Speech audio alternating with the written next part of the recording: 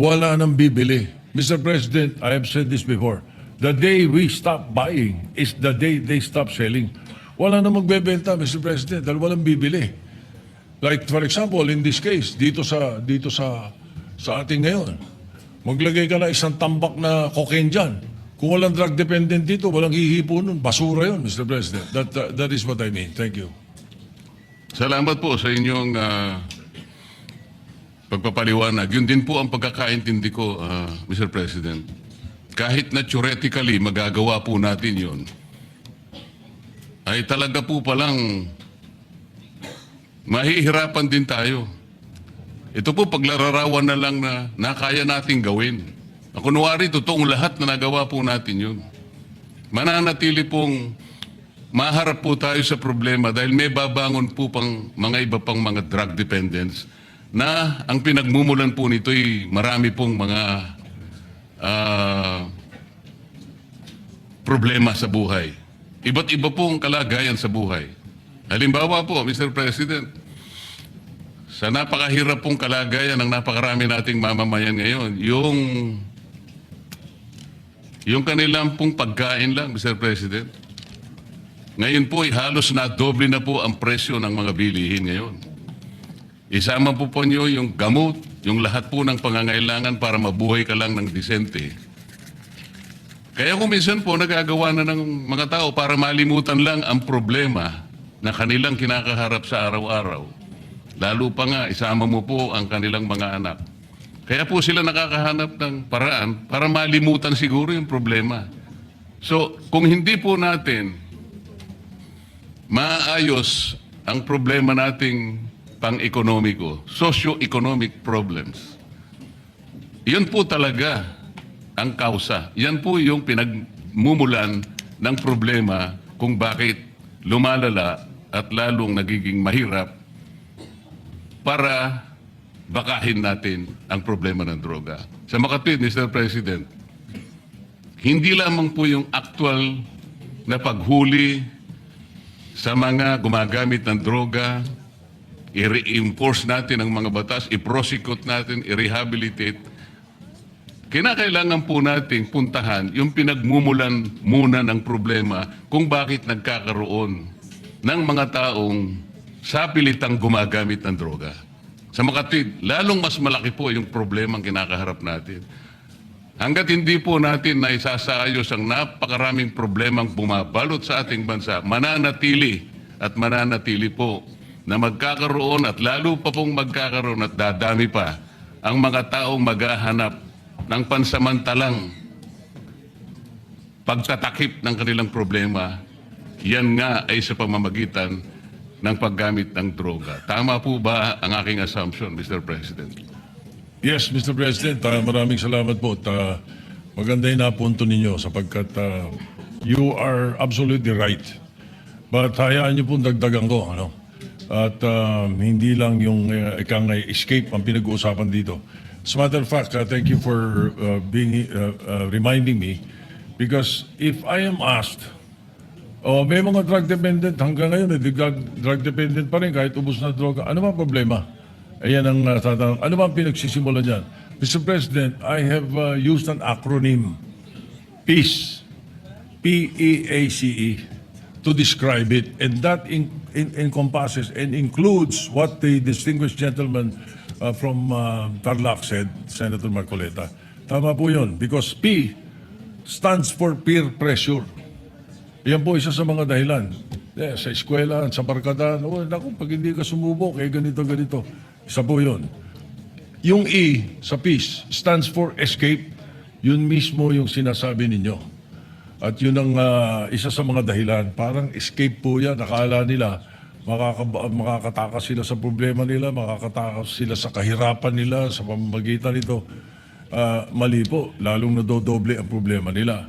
Yung A naman sa peace stands for availability. Napakalaki hong negosyo nito.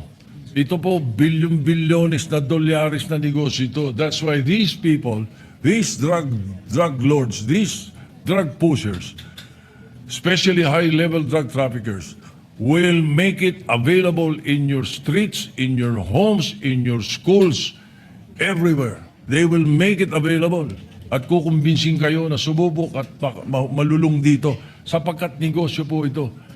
It's a $1 trillion industry in the world. Yun naman pong C sa peace is curiosity. At yun ang pwede nating iwasan doon sa sinasabi kong prevention sa drug abuse resistance education program ng mga kabataan. Curiosity po ang simula nung iba. At yun namang E sa peace is emptiness.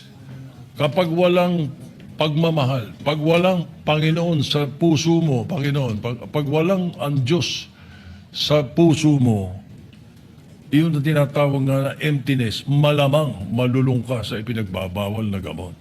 Yun po ang isa sa mga binabanggit ko lagi. Kaya po, salamat at nabanggit nyo yung mga dahilan na yan. At yan hindi madaling harapin, hindi madaling solusyonan. As a matter of fact, it has to be an ongoing fight. It is a war. And I always say, Mr. President, in this war, the best fighting unit against illegal drugs is the family. Kaya po, paulit-ulit ko pong sinasabi po yan. Salamat po. Salamat din po sa karagdagang paliwanag, Mr. President. Talagang yung P, pressure po talaga. Presyurado siya araw-araw. Walang makain ng anak niya. Walang magamit sa napakarami pong pangangailangan sa buhay. Litong-lito po siya. Talagang pressure po yun. Yung E, ano na po yung E, Mr. President? Escape. Akala po niya, makakaiwas siya. Akala po niya, magagawa niya ng paraan, maiwasan niya na lang sapagkat hindi po niya mapunan ang pangangailangan talaga sa araw-araw. So napipilitan siya talagang humanap ng escape. Yung A, availability. Available po sa kanya yung option na yun dahil yun na lang po kasi ang tanging magagawa niya. Dahil kahit ano pong gawin niya, sa napakahirap pong kalagayan ng marami nating kababayan, makikita naman po natin ang pinanggagalingan talaga nitong mga droga ay talaga pong yung mahihirap na segment ng ating population. Yung C, Mr. President, ano na po yun? Curiosity. Akala po niya, curiosity. Baka iniisip niya, tingnan ko nga, baka dito maka-escape nga ako. Ito na lang siguro ang mabuti kong gawin. Hanggang sang huli, Mr. President, ano na po yung huli? Emptiness. Emptiness. Walang pagmamahal, walang Panginoon Diyos. Hindi lamang po yun. Empty talaga, literal pong empty. Walang pagkain, walang gamot, walang pambayad sa napakaraming mga bagay. Talaga pong malululong siya sa droga. Talaga pong hahanapin niya, Mr. President. Wala po siyang choice.